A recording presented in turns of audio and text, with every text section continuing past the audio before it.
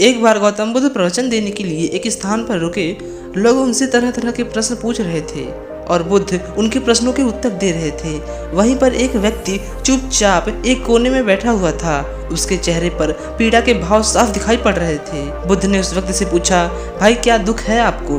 उस व्यक्ति ने उत्तर दिया, पता नहीं। बुद्ध ने कहा, देखो भाई, उसके मूल में जाकर उसको देखो और फिर उसका उपचार करो।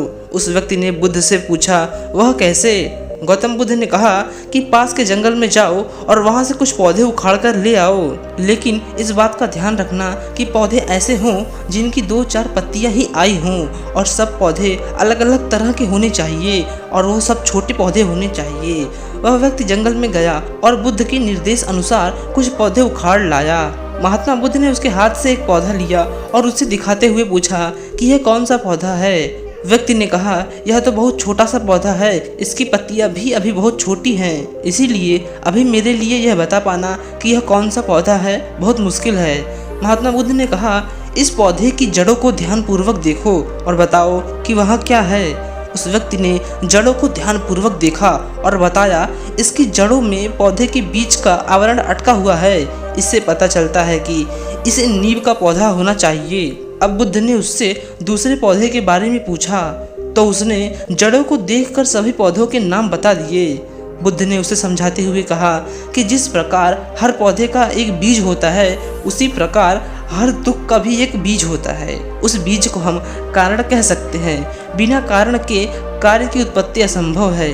बिना बीज के न तो कोई पौधा उग सकता है और बिना कारण के कोई दुख उत्पन्न नहीं हो सकता। दुख का बीज या कारण को पहचान कर ही हम उसे दूर कर सकते हैं और उसे दूर करने का उपाय भी ढूंढ सकते हैं। आधुनिक चिकित्सा पद्धति में भी किसी व्यक्ति की चिकित्सा करने के लिए रोग का समुचित निदान अनिवार्य है।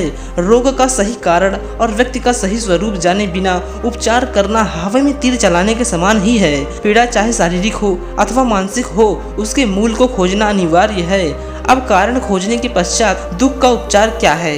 महात्मा बुद्ध ने 4 अनमोल बातें बताई जिससे आप अपने दुखों को खत्म कर सकते हो।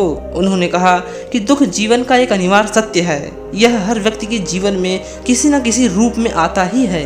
इसके बाद उन्होंने कहा कि दुख है तो उसका कारण भी अवश्य होगा।